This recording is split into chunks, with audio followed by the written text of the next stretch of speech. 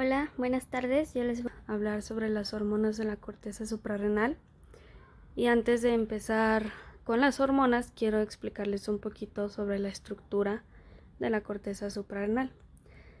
La glándula suprarrenal son glándulas con estructura piramidal. Están localizadas en el polo superior de ambos riñones, como podemos ver aquí. Su peso promedio individual es de aproximadamente 4 gramos y este puede aumentar en estados de estrés. La glándula suprarrenal tiene dos regiones anatómicas y tienen funcionalidad distintas. Como podemos ver en la siguiente diapositiva, nos podemos dar cuenta que la glándula suprarrenal está dividida en dos regiones. Una es la corteza suprarrenal, que podemos ver en este color que es un poco amarillenta, y es la encargada de la síntesis y secreción de hormonas esteroideas derivadas del colesterol. Esto se lo voy a explicar obviamente más adelante. Y se compone al igual que la médula suprarrenal. Esta se encuentra a cargo de la producción de catecolaminas y algunos de los ejemplos de esta son adrenalina y noradrenalina. Esta normalmente es de color gris pálido. Entonces, nosotros nos vamos a enfocar por el momento lo que es la corteza suprarrenal. Esta corteza suprarrenal va a constar de tres zonas, que es la glomerular, que es la que podemos ver aquí, que es básicamente esta que está de un color como rojiza. Es la zona más que se encuentra externa. Si podemos ver aquí está la cápsula de un color azul, la voy a estar encerrando. Y si podemos notar, pues es la que está externa, se localiza inmediatamente debajo de la cápsula. Y va a comprender el 15% del total de la corteza. Ahora, la zona fascicular, pues se va a encontrar en esta parte de aquí. Como podemos ver, es la zona más amplia y constituye alrededor de 3/4 partes de la corteza. Y por último tenemos la corteza o la zona reticular, que es la zona que se encuentra más interna y se encuentra adyacente a la médula, como podemos ver ahí pintadita de verde. Comprende alrededor del 10% de la corteza. Esta es aún más chica que la glomerular. Ahora, la corteza suprarrenal adulta, como ya pudimos ver en el punto de vista histológico, se clasifica en una zona glomerular, fascicular y reticular. Ahora, las hormonas secretadas por cada una de estas cortezas en general se conocen como esteroides adrenocorticales. La principal secreción hormonal de cada capa de estas cortezas, en su ejemplo encontramos la de mineralcorticoides. Esta se van a estar secretando por parte y solamente en la zona glomerular. Y en cambio, la principal secreción hormonal de la zona fascicular van a ser los glucocorticoides. De igual forma, se van a estar secretando de la zona reticular los andrógenos suprarrenales. Es importante saber que aunque esta clasificación no tiene como una utilidad funcional, ya que las diferentes capas de la corteza pueden producir diferentes hormonas. Esto se debe a que pueden haber diferentes estímulos dentro de estas zonas. Entonces, esta funcionalidad de la corteza es un tema un poquito controversial y depende mucho del autor del que nosotros estemos viendo. Así que pues de todas formas el estudio de toda la fisiología de esta corteza suprarrenal aún así se clasifica de esta forma porque es la más fácil de comprender, además de que es una de las más estudiadas. Ahora, ya se los expliqué anteriormente, la importancia que nosotros le vamos a tomar es las hormonas de la corteza suprarrenal. Y como podemos ver aquí, y repasando un poquito de lo que ya les comenté anteriormente, en la zona glomerular se generan normalmente los mineralcorticoides, pero sobre todo la aldosterona. Ahora, en la zona fascicular hay una producción de glucocorticoides, pero en su mayoría y principalmente el cortisol, este se secreta alrededor del 95%. Y en cambio, la zona reticular es una producción de andrógenos, principalmente la androstenediona. Este produce el andrógeno testosterona y a los estrógenos estrona y estradiol. Ahora ya sabiendo un poquito más de esto, se termina aquí como la pequeña introducción. Y ahora sí les voy a hablar un poquito más específico de cada una de las hormonas. Entonces, primero vamos a hablar de la zona glomerular. Ya sabemos que aquí normalmente se secretan las mineralcorticoides. Su órgano diana es en el tejido adiposo y su acción es el aumento de minerales en el líquido extracelular. Como bien sabemos, la hormona que más se secreta o la de mayor importancia es la aldosterona, que su órgano diana es sangre y en riñones, y esta regula los niveles de sodio y potasio en sangre y orina. Ahora, la aldosterona. Esta es la hormona producida por la corteza adrenal. La aldosterona es una hormona que inhibe el nivel de sodio excretado en la orina y mantiene el volumen y la presión sanguínea. Como podemos ver en la imagen, estamos viendo su estructura química. Es una hormona de tipo mineralcorticoide que están compuestos de 21 carbonos que juegan un papel muy importante en la homeostasis mineral. Está producida, vuelvo a repetir, la zona glomerulosa, y el nombre sistemático de la aldosterona sería este. Ahora, su fórmula química, en cambio, sería esta de acá.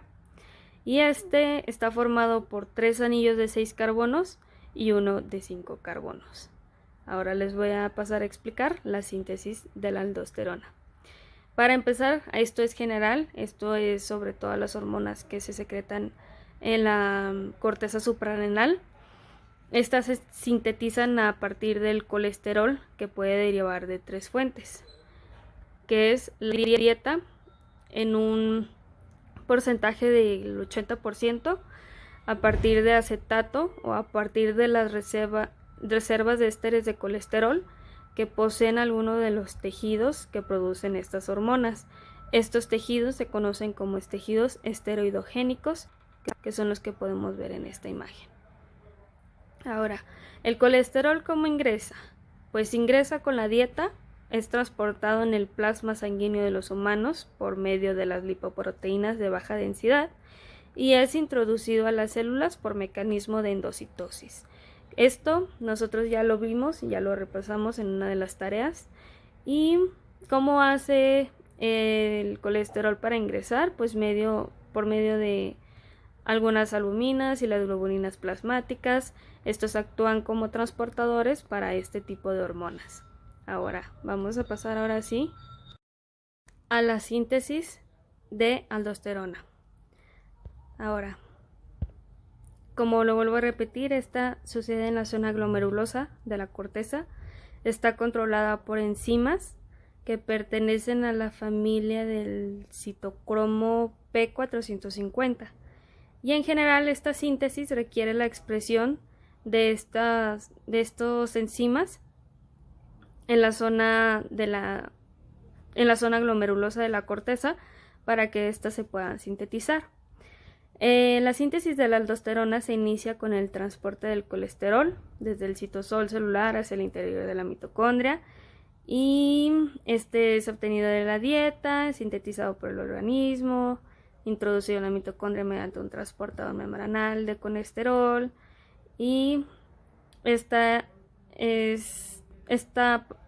proteína transportadora se lo conoce en sus siglas como STAR.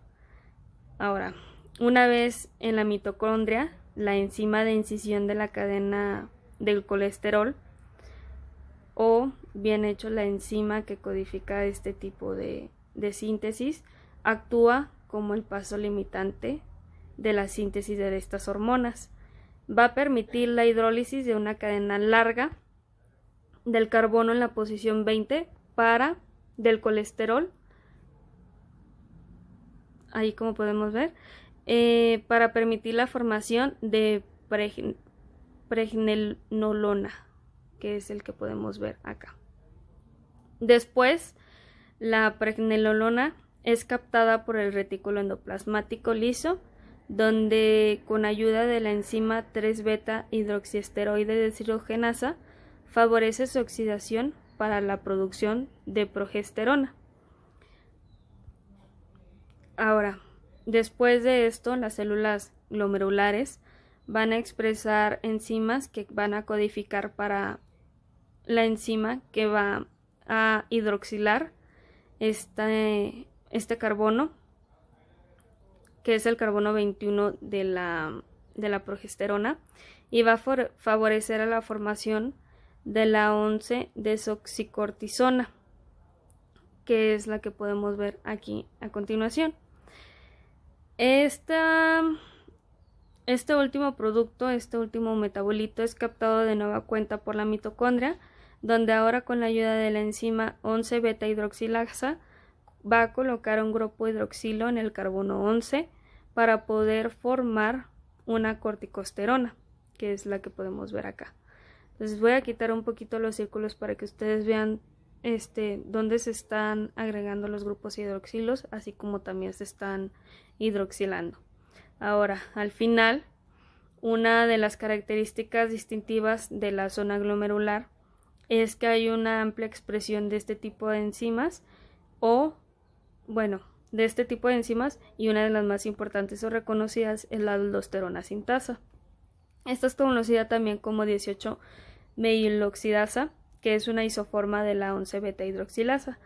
Esta va a favorecer también al grupo hidroxilo en el carbono 18, que va a ser oxidado hacia un grupo aldehído para la síntesis últimamente de la aldosterona.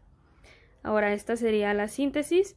Les puse esta imagen, a lo mejor lo que ustedes ven a partir de esto de acá no tiene nada que ver con la síntesis de la aldosterona por ahora, pero quiero que ustedes vean que así como este mineral corticoide, así como este glucocorticoide y así como este andrógeno, van a venir siendo sintetizados de alguna forma, de forma similar, con los mismos compuestos, empezando siempre por el colesterol. Perdón si se está bajando ahí un poquito el... Ahora, bien, habiendo explicado un poco sobre la síntesis, vamos a pasar sobre la secreción de la aldosterona. Esta puede ser estimulada por varios factores. Puede ser por un incremento en los niveles plasmáticos de angiotensina 2, un aumento de niveles plasmáticos de potasio y así como niveles plasmáticos de ACTH. Esta también se puede ver estimulada por niveles plasmáticos de sodio, que estos influyen de una manera indirecta debido a que estos niveles de sodio van a ser bajos. Otros estímulos pueden ser por acidosis plasmática y por los receptores localizados en las aurículas coronarias.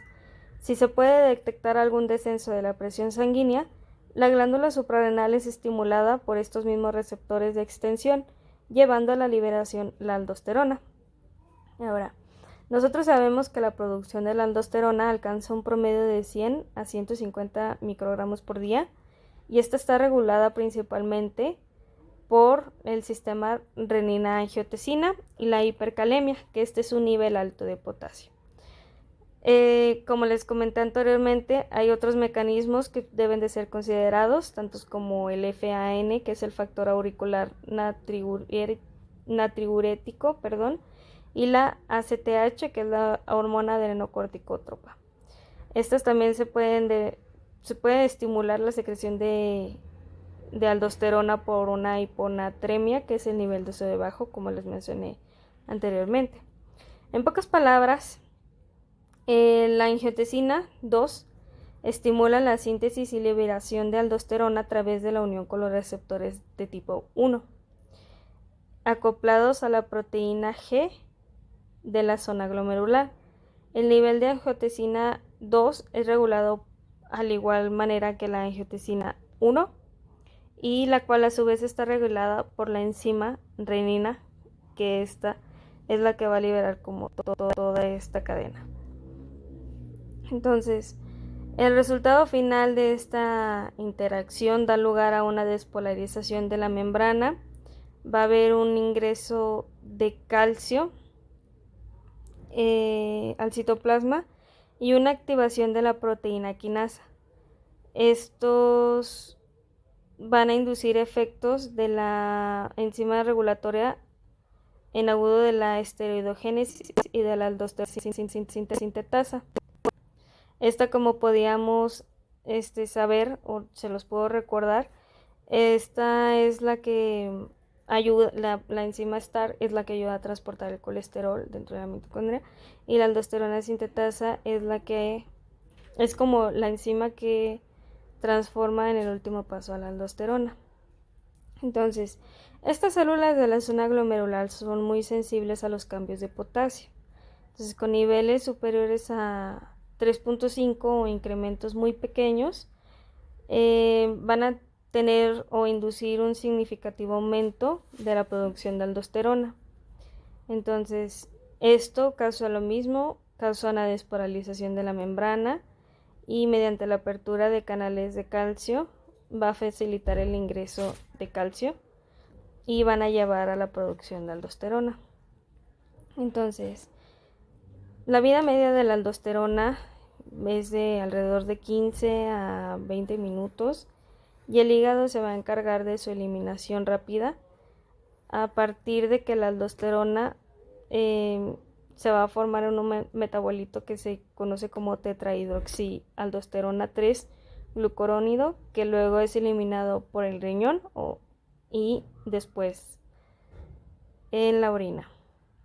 Ahora, la función que tiene nuestra aldosterona es que, como es el principal mineralocorticoide endógeno, se va a producir, va a tener un efecto principalmente en el riñón, específicamente a nivel de los túbulos contorneados distal y del túbulo colector de la nefrona. Esto se lo voy a explicar un poquito más en el mecanismo de acción.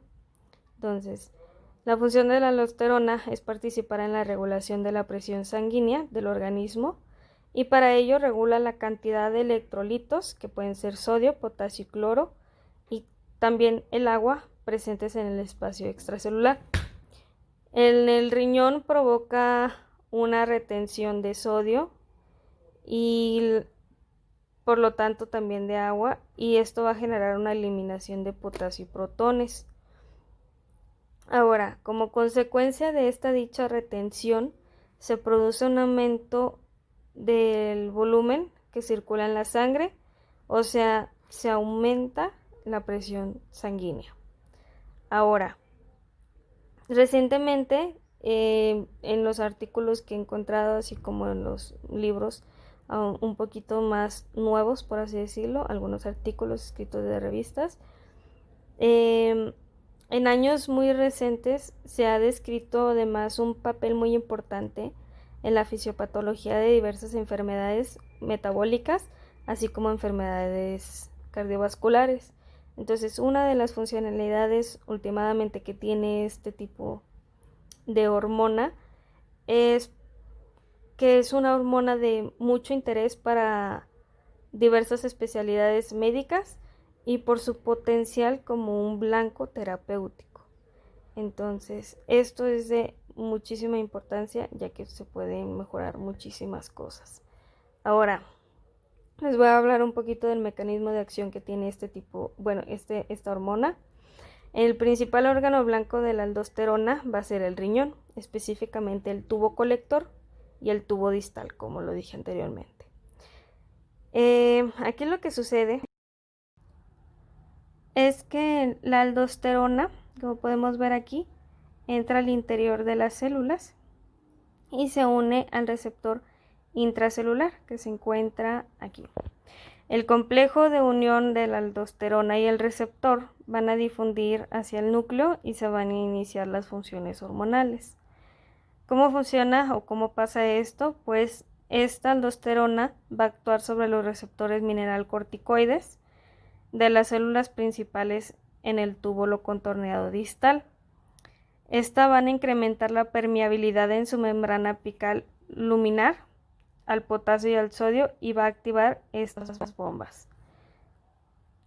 Ahora, estimula la hidrólisis del ATP que conduce a la fosforilación de cada bomba y esto provoca un cambio conformacional en la proteína de membrana. La forma fosforilada de la bomba va a tener una afinidad baja por los iones de sodio, por lo que los expulsa hasta el espacio extracelular que existe entre cada célula epitelial del túbulo. Esto conducirá a la reabsorción de dichos iones y del agua que estos arrastran hacia los capilares sanguíneos que se encuentran adyacentes. Esto va a hacer que aumente la concentración de sodio en la sangre. Asimismo, pues también va a disminuir la concentración de los iones de potasio, por lo que se abrirán canales de potasio en la región apical de la membrana celular, excretando este ion hacia la zona luminar, como podemos estar viendo aquí. Entonces, esto básicamente en rasgos muy grandes, el mecanismo de acción que tiene la aldosterona. Ahora vamos a hablar un poquito sobre la circulación que tiene la aldosterona antes de pasar a la zona fascicular, perdón. La circulación que tiene esta aldosterona es que circula en sangre periférica y aunque su concentración sea menor, porque a lo mejor la que más circula es la DOC, que es la 11-desoxisocorticosterona, que como se lo podemos ver la encontramos dentro de la síntesis. Generalmente se van a unir con proteínas o globulinas que van a ser transportadoras específicas de este tipo de corticoides. Entonces, estas van a tener diferentes afinidades dependiendo de cuál hormona nosotros estemos hablando o cuál mineral corticoide en este caso vamos a estar hablando. La vida media de la aldosterona es aproximadamente de 45 minutos y se metaboliza en el hígado toda la aldosterona que llega a la circulación y los principales metabolitos excretados, ya se los había comentado anteriormente, se van a generar estos tipos de metabolitos para que se vayan a secretar por medio de la orina. Ahora sí vamos a pasar a la zona fascicular, que aquí es donde encontramos la secreción de los glucocorticoides, que en el 95% de la secreción va a ser de cortisol. Ahora, el cortisol, su órgano diana es el tejido adiposo y su acción es incrementar el nivel de azúcar en la sangre, suprimir el sistema inmunológico y va a tener una gran importancia en el metabolismo de grasas, proteínas y carbohidratos. Ahora, normalmente es secretado en la zona reticular y puede ser almacenado en la zona fascicular. Algunos autores lo manejan de esta forma, algunos autores lo manejan con que es secretado en la zona fascicular. Aún así, pues vamos a hablar de la estructura que tiene Este es un anillo, se va a conformar de 4 anillos. Aquí en esta imagen que podemos ver abajo podemos ver con letras, así que así los voy a estar mencionando. En el anillo A, el grupo cetónico se encuentra en el carbono 3 y la doble ligadura entre el carbono 5 y el carbono 4. Entonces hay una doble ligadura, tiene una metilación en el carbono 11. En el anillo C vamos a encontrar una presencia de OH, en un grupo OH en el carbono 11 y en el anillo D vamos a encontrar un grupo hidroxilo en el carbono 17 en posición alfa. Ahora, esta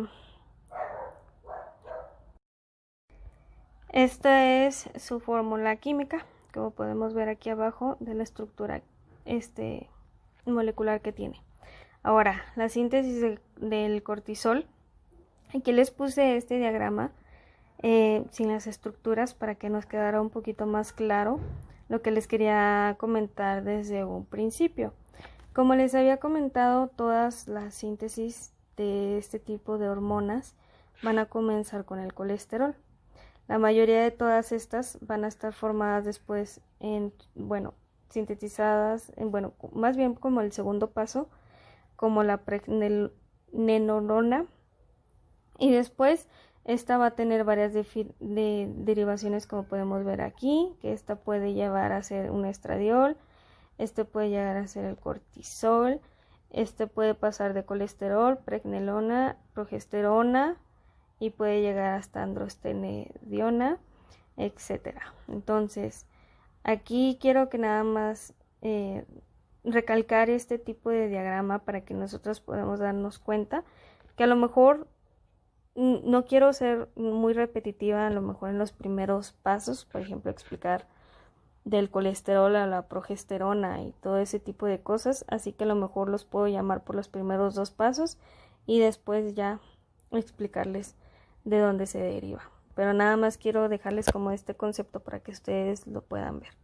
Ahora, la síntesis del cortisol, normalmente pues es secretado en la zona reticular y almacenado en la zona fascicular. Esto se lo menciono aquí porque es donde yo lo encontré un poquito más fácil, pero les digo, depende de muchos autores. Y bueno, al mismo tiempo que pasa la liberación del cortisol, que esta está controlada en el hipotálamo, en la síntesis del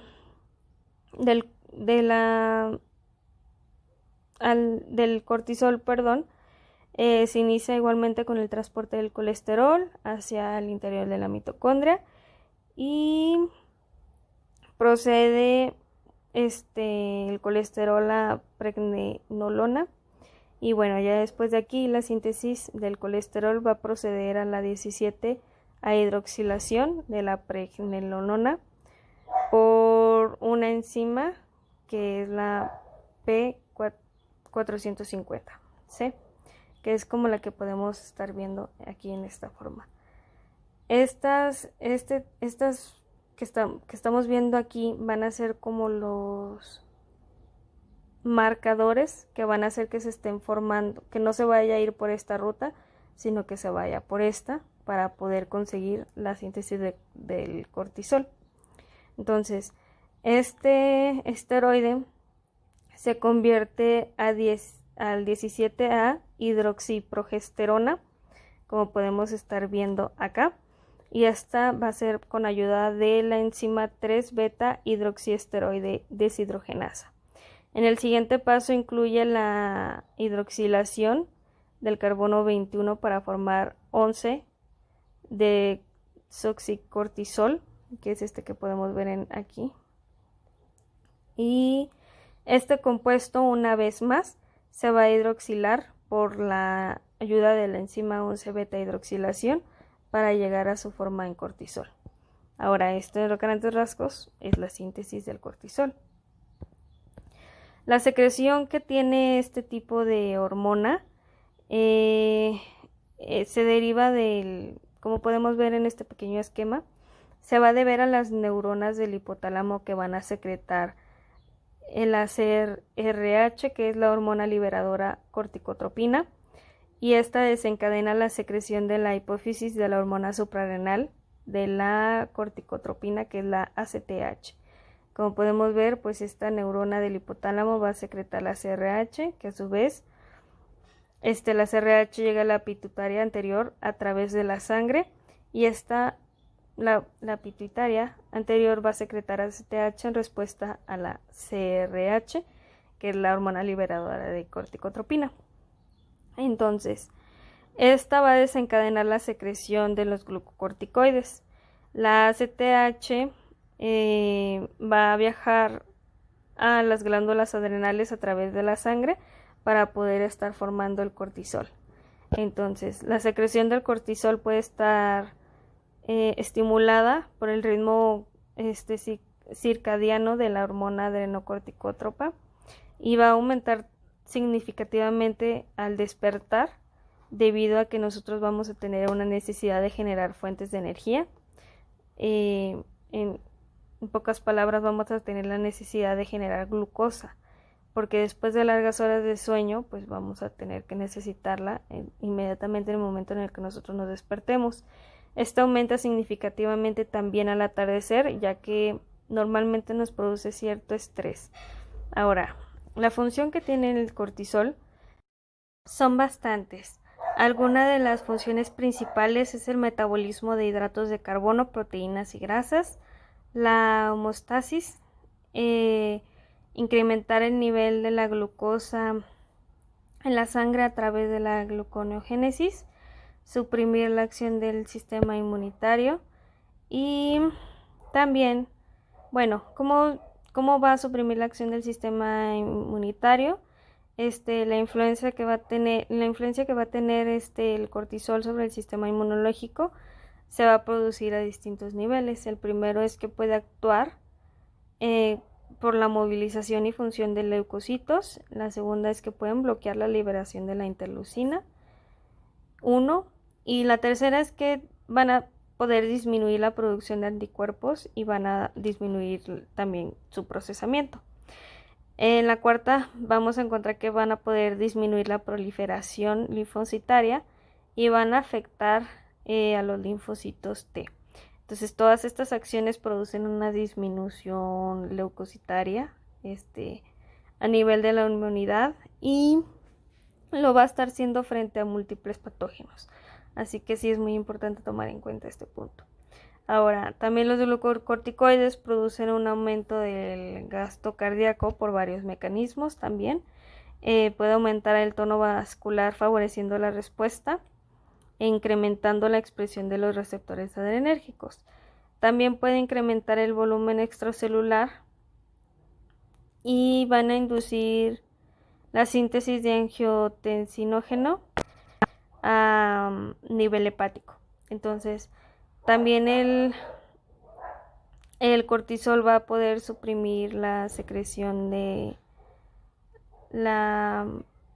en sus siglas se conoce como POMS, que es la propiomelanocortina, y así como unos derivados que tiene esta, y también va a suprimir la secreción del factor liberador de corticotropina, que lo conocemos como CRH. Y también va a poder suprimir la secreción de vasopresina en el hipotálamo. Entonces aquí también pues estamos viendo algunas de las funciones que tiene a nivel del cerebro. Un exceso también de los glucocorticoides puede producir euforia, pero así como también puede generar una inestabilidad emocional, una depresión o un estado maníaco, incluso pues una psicosis. Esto debido a que por las exposiciones prolongadas a este tipo de hormonas. Entonces, como les vuelvo a mencionar, hay distintos funcionalidades que tiene este tipo de hormona. Y otras de estas son que a nivel de los hepatocitos aumentan la transcripción de las enzimas gluconeogénicas, así como también el metabolismo de los aminoácidos.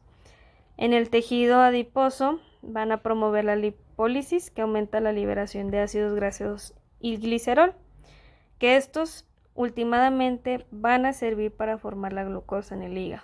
Así que fomentan la diferenciación que van a tener los adipocitos. Ahora, en el músculo estriado fomenta la degradación de proteínas, así como disminuyen la síntesis de proteínas musculares.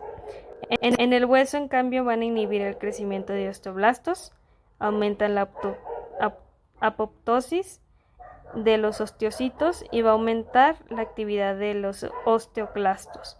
Entonces, así también vamos a ver una funcionalidad en el sistema vascular, que pues básicamente el cortisol incrementa la sensibilidad de los receptores, aumentando la contractibilidad del músculo liso endotelial.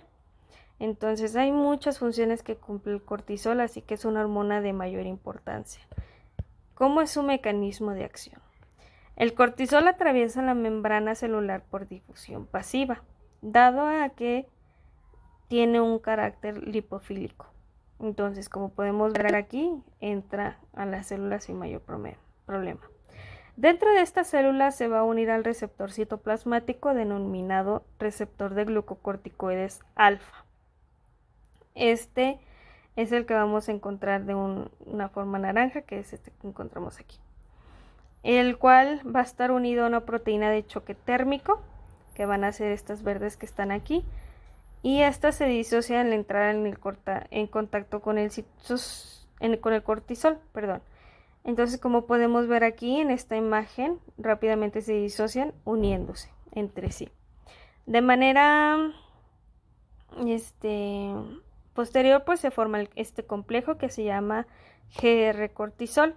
Este va a migrar al núcleo celular, como podemos ver en la imagen. Ahora, dentro del núcleo se va a unir al elemento de respuesta de los glucocorticoides, se va a estabilizar este complejo y la RNA polimerasa va a iniciar la transcripción de diversos genes dependiendo del tejido diana. Y cuando esta célula da como por hecho que hay un exceso de glucocorticoides, el cortisol se va a unir al receptor de glucocorticoides beta y se va a inhibir.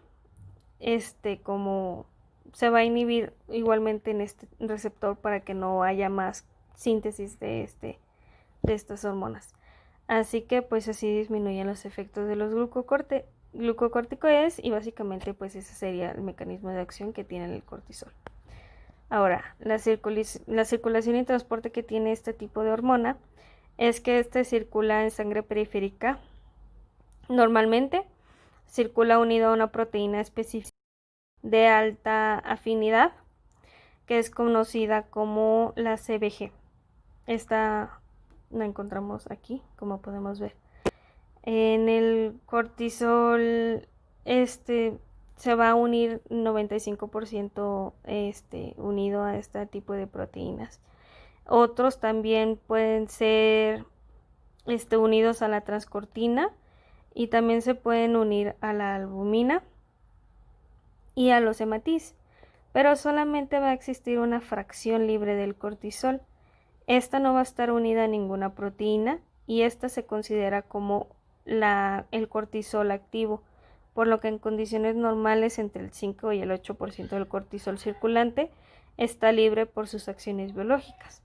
Entonces, como podemos ver, pues va a ser el único cortisol libre que podemos encontrar y los demás van a estar unidos a otras proteínas.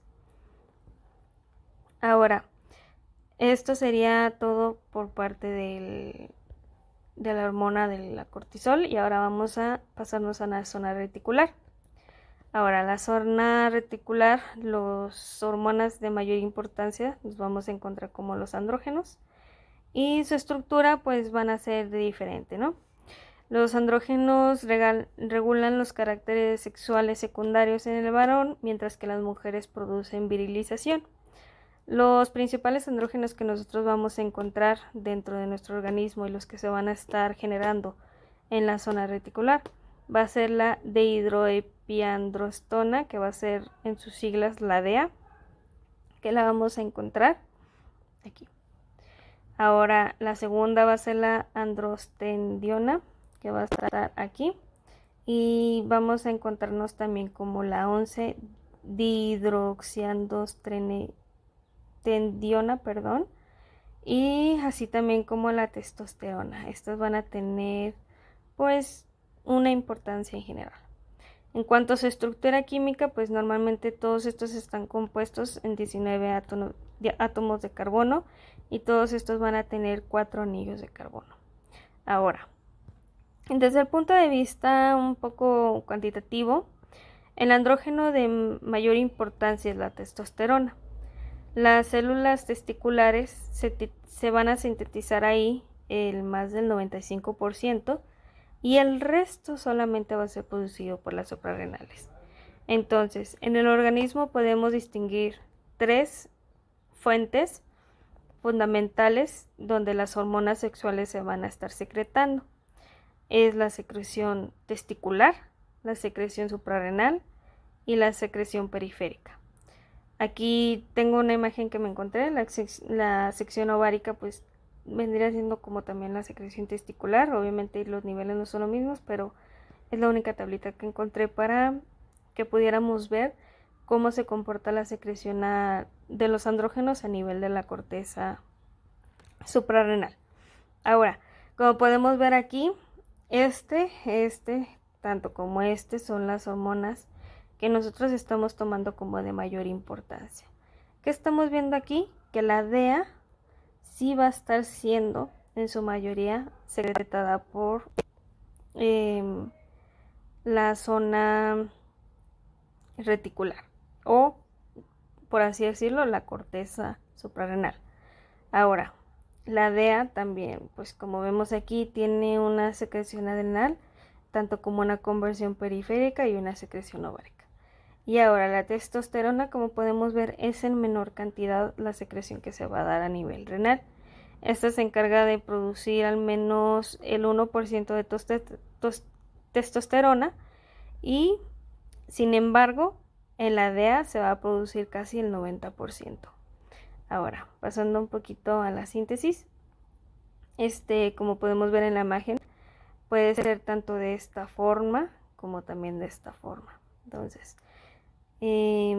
normalmente se van a originar a partir de la progesterona y la pregnenolona, que vienen derivados del colesterol, y va a requerir la 17A hidroxilación de igual forma.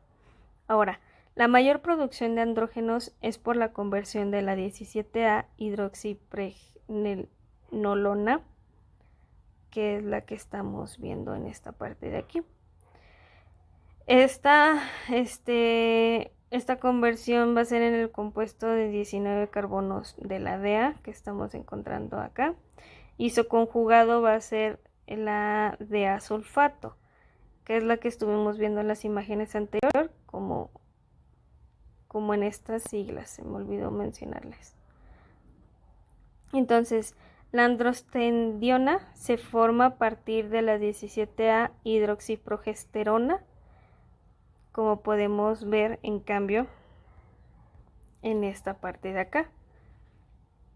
Entonces, esta va a ser ayudada por la 1720 desmolasa y en menor medida puede ser medida o puede ser sintetizada a partir de la DEA, como podemos ver en esta imagen.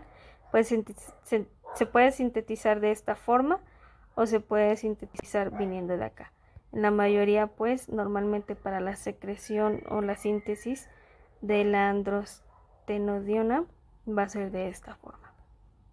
Ahora, esta síntesis pues va a estar dependiendo, como ya les mencioné anteriormente, dependiendo de cuánto nuestro cuerpo la va a estar secretando, ya que no va a estar siendo sintetizada normalmente por la secreción, la corteza suprarrenal.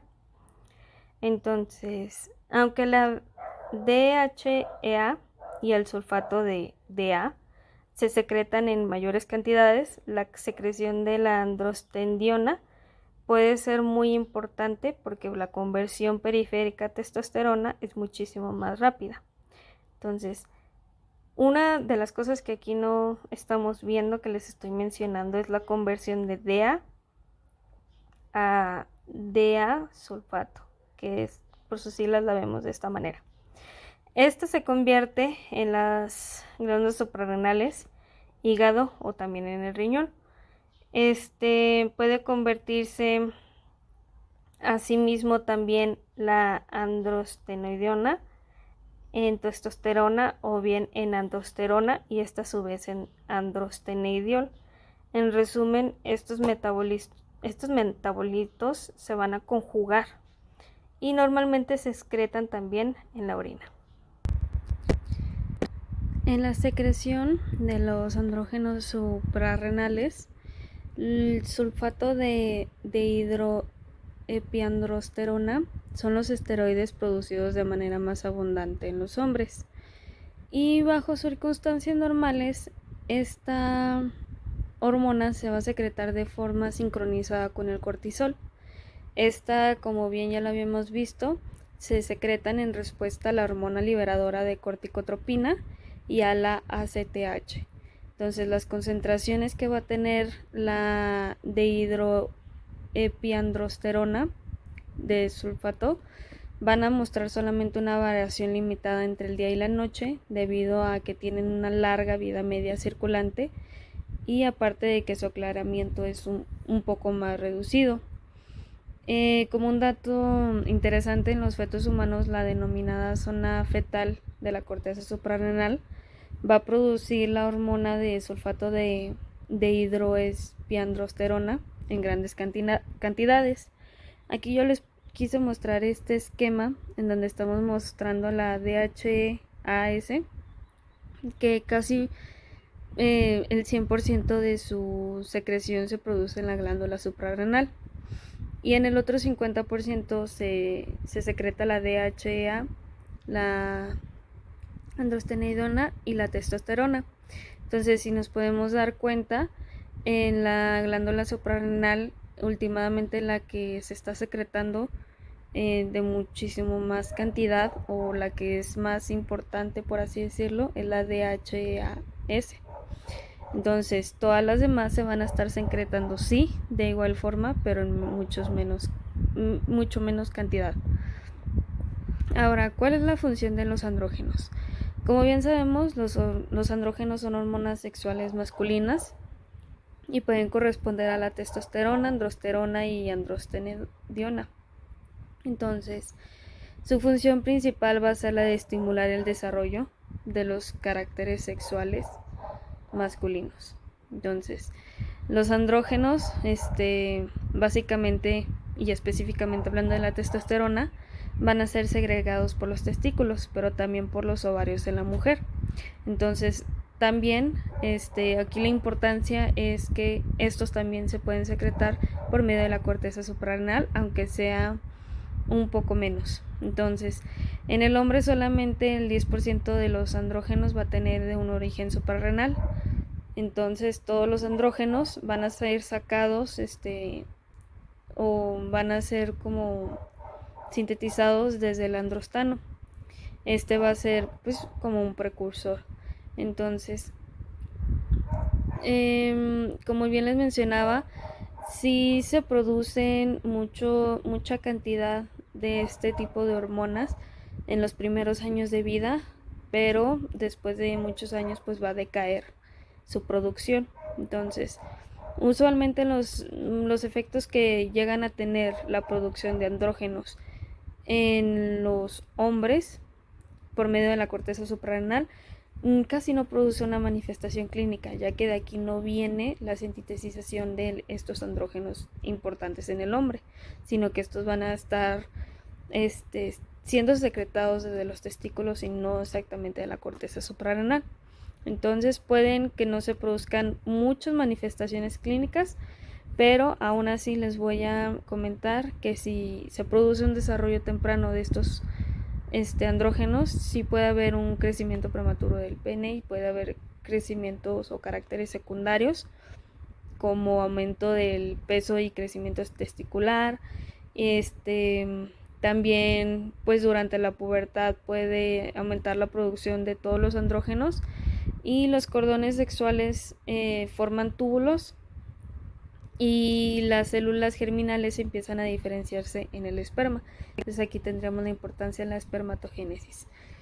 Ahora, también otra de las características muy importantes de los andrógenos en los hombres sería la inhibición de la deposición de la grasa. Esto, ¿cómo se lleva a cabo? Pues los hombres usualmente tienen menos tejido adiposo, y esto se debe a que algunos andrógenos pueden inhibir la capacidad de las células adiposas para almacenar los lípidos. Entonces esto hace que se bloquee y no haya una vía de transducción que facilita la función adipositaria. Ahora también una de las más importantes sería la masa muscular, que pues los hombres también usualmente tienen más músculo esquelético que las mujeres, y es porque los andrógenos potencian la ampliación de las células del músculo esquelético. Entonces, esto hace que se refuerce la función muscular y actúen a su vez en muchos tipos de células en el tejido del músculo. Ahora, su función en el cerebro, pues los niveles de circulación de andrógenos pueden influir en el comportamiento humano. Esto se debe a que algunas neuronas son sensibles a las hormonas que se van a estar secretando. Entonces, ciertos niveles de andrógenos altos o bajos se pueden relacionar con una agresividad o la aumentación de un líbido. Ahora vamos a pasar a los efectos de los andrógenos en la mujer, y básicamente esta sí tiene una importancia más relevante que en los hombres, y es muy importante ya que en casos de exceso de andrógenos suprarrenales, las manifestaciones que va a tener una mujer son como la virilización, también es el hirsutismo, que provoca el crecimiento excesivo del vello, aparte de que tenga una mayor pigmentación en zonas donde típicamente los hombres van a tener vello, como en el rostro, el pecho, la espalda y también el acné. Entonces esta es una de las funciones más importantes que tienen los andrógenos. Y vamos con el mecanismo de acción. Ahora, yo les estoy tratando de explicar como la funcionalidad, como el mecanismo de acción, circulación y todo de los andrógenos en sí, solamente que en algunos hacen referencia a la testosterona y a lo mejor a la DHA. Entonces, si ven que repiten mucho este tipo de palabras, no significa que sea a lo mejor solamente el mecanismo de acción, sino que casi todas estas hormonas se están actuando de una forma muy similar. Entonces, los andrógenos en el mecanismo de acción van a atravesar muy fácilmente la membrana celular, como vemos aquí. Se va a unir a receptores intracelulares específicos, y como podemos ver aquí, el receptor inespecífico se va a unir y va a formar un complejo hormonal receptor. Después esta se va a introducir dentro del núcleo y aquí se va a realizar su síntesis. Cuando se une al sitio del receptor, el complejo se va a activar y se va a ligar a un sitio receptor del DNA.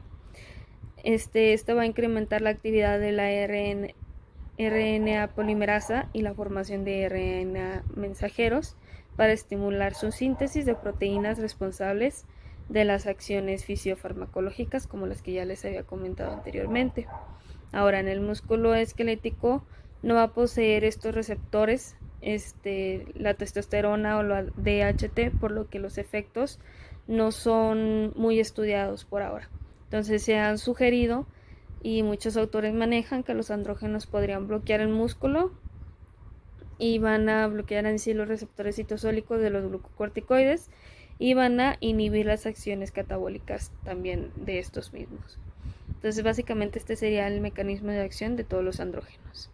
Ahora, la circulación y el transporte de los andrógenos, especialmente como ya vimos, la corteza suprarrenal suele tener de los andrógenos, de las de mayor relevancia y la mayor secreción, se van a dar la androstendiona y la DHA.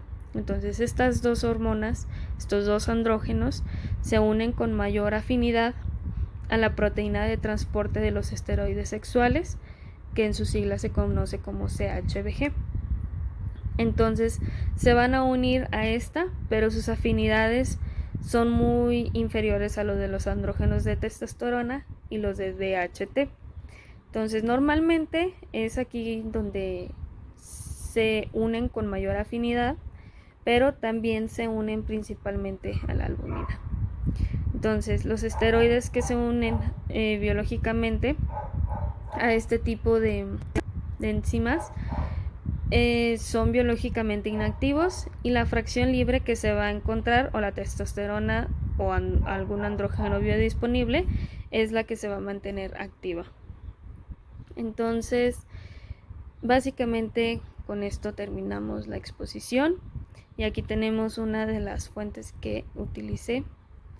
Son varios artículos y algunos libros. Entonces esto sería todo sobre las hormonas de la corteza suprarrenal.